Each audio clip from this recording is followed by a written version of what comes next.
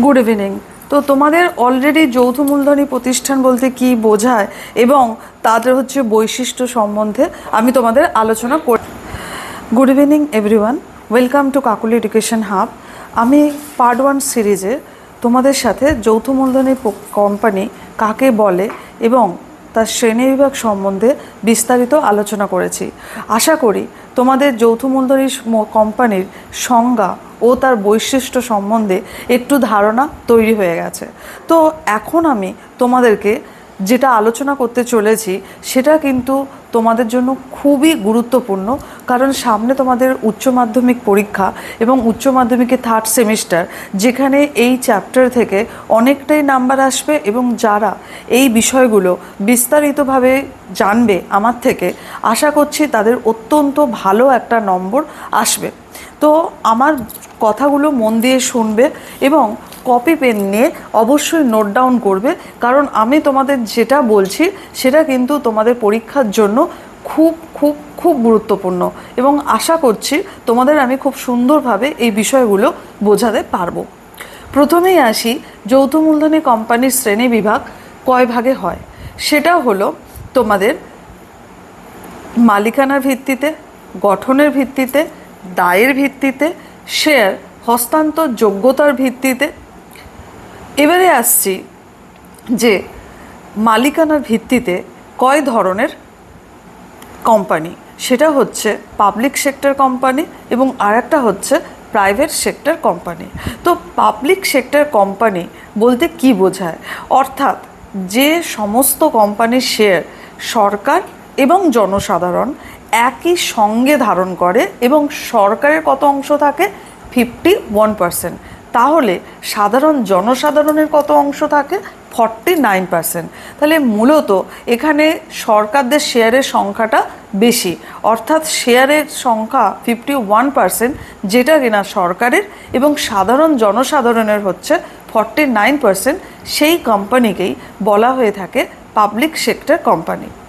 এটা এক্ষেত্রে যে সরকার আমি বললাম সেটা কেন্দ্রীয় সরকার এবং রাজ্য সরকার দুটোই হতে পারে, বা উভয়কেই আমরা বোঝাতে পারি সরকার বলতে।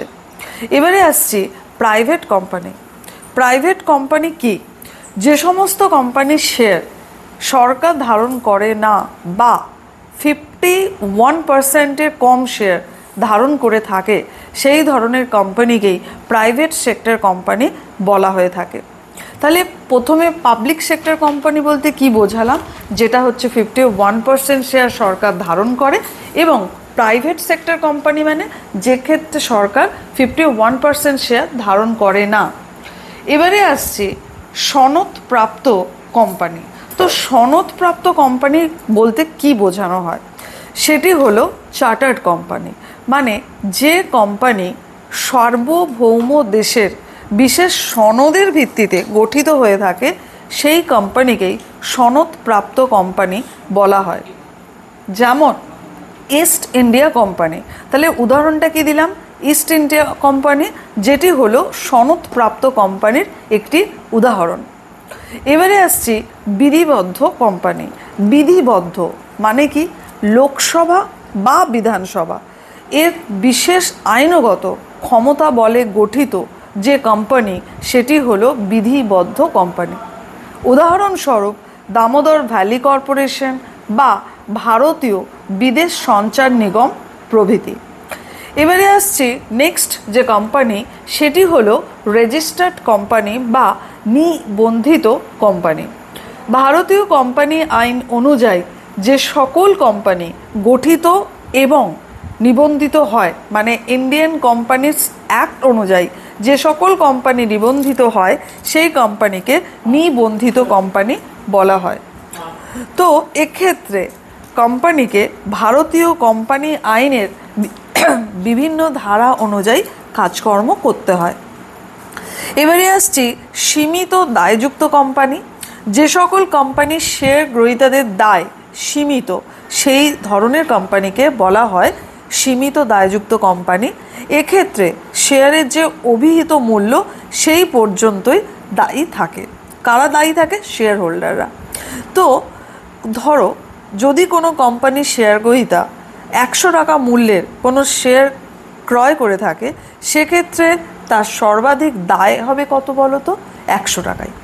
ঠিক আছে, এবারে আসছে গ্যারেন্টিযুক্ত কোম্পানি। যে সকল কোম্পানির ক্ষেত্রে শেয়ার গ্রহীতাদের দায় পূর্ব নির্ধারিত অর্থের গ্যারেন্টির মাধ্যমে স্থির করা হয়, সেই সকল কোম্পানিকে গ্যারেন্টিযুক্ত কোম্পানি বলা হয়। যেমন বিভিন্ন ধরনের বাণিজ্যিক সংগঠন, ক্রীড়া প্রতিষ্ঠান, এই কোম্পানিগুলো গ্যারেন্টিযুক্ত দায়ের ভিত্তিতে গঠিত হয়ে থাকে। এবারে আসা যাক অসীম দায়যুক্ত কোম্পানি। যে ধরনের কোম্পানি মূলত বৃহৎ আকারের অংশীদারি প্রতিষ্ঠান, যেগুলো ভারতীয় কোম্পানি আইন অনুযায়ী নিবন্ধিত হয়, সেই কোম্পানিকে অসীম দায়যুক্ত কোম্পানি বলা হয়। এক্ষেত্রে অংশীদারি প্রতিষ্ঠানের মতো এক্ষেত্রে কোম্পানির সদস্যদের দায়ও অসীম হয়ে থাকে। এবারে আসা যাক প্রাইভেট কোম্পানি। যে ক্ষেত্রে সর্বকম অর্থাৎ কমপক্ষে 2 জন এবং সর্বাধিক 200 জন সদস্য নিয়ে কোনো কোম্পানি গঠিত হয়, এবং যে সমস্ত কোম্পানি তার শেয়ার হস্তান্তর করতে পারে না, এবং যে সমস্ত কোম্পানির নামের শেষে পিভিটি উল্লেখ করা থাকে, সেই কোম্পানিকে বলা হয় প্রাইভেট কোম্পানি। এবারে আসা যাক পাবলিক কোম্পানি। পাবলিক কোম্পানি কি? যে ধরনের বেসরকারি প্রতিষ্ঠান কমপক্ষে 7 জন সদস্য এবং সর্বাধিক শেয়ারের সংখ্যা দ্বারা সীমিত গঠিত হয়, তাকে পাবলিক কোম্পানি বলা হয়। এই কোম্পানির শেয়ার হস্তান্তরযোগ্য, অর্থাৎ যখনই কোনো ব্যক্তির বা শেয়ার হোল্ডারের অর্থের প্রয়োজন হয়ে থাকে, তারা অনায়াসেই এই শেয়ার হস্তান্তর করতে পারে। তো এক্ষেত্রে বেশ কিছু বিষয় তোমাদের মাথায় অবশ্যই রাখতে হবে। যেমন পাবলিক সেক্টর কোম্পানি, যে ক্ষেত্রে সরকারের 51% শেয়ার থাকে। প্রাইভেট সেক্টর কোম্পানি, যে ক্ষেত্রে সরকারের মানে গভর্নমেন্টের 51% শেয়ার থাকে না। আরেকটি বিষয় হলো চার্টার্ড কোম্পানি। চার্টার্ড কোম্পানি মানে যেটি দেশের সার্বভৌম বিশেষ সনদের ভিত্তিতে গঠিত হয়, তাকে সনদপ্রাপ্ত কোম্পানি বলে। তো এই বিষয়গুলো অবশ্যই মাথায় রাখবে। বিধিবদ্ধ কোম্পানির উদাহরণ যেটি হলো দামোদর ভ্যালি কর্পোরেশন বা ভারতীয় বিদেশ সঞ্চার নিগম, এগুলো কিন্তু মনে রাখতে ভুলবে না। এগুলো দরকার হলে তোমরা একটা কপিতে আলাদা করে নোট ডাউন করে রাখবে, যাতে তোমাদের পরীক্ষা যাওয়ার আগে একবার দেখে নিলেই তোমাদের মনে এসে যায়। এবং খুব সুন্দরভাবে পয়েন্টিং করবে, অর্থাৎ বুকমার্কগুলো যেন কোনো ভুল না হয়, যাতে তোমাদের কোনো নাম্বার পাওয়া থেকে তোমরা বাদ না থাকো। অর্থাৎ খুব সুন্দরভাবে প্রশ্ন পড়বে, যাতে তোমাদের প্রতিটা প্রশ্নের সঠিক উত্তর দিতে পারো। এবং তোমরা এই যে যৌথ মূলধনী কোম্পানি, এর প্রতিটা বৈশিষ্ট্য, এর প্রতিটা শ্রেণী বিভাগ, এক্ষেত্রে তোমরা যত ডিটেল পড়বে, তত কিন্তু তোমরা একটা স্পষ্ট তোমাদের ধারণা আসবে এবং তোমরা খুব সুন্দরভাবে পরীক্ষায় লিখতে পারবে। তো আশা করি তোমাদের এই ভিডিওটা খুবই উপকৃত করতে পারবে। ভালো থেকো, শুভরাত্রি।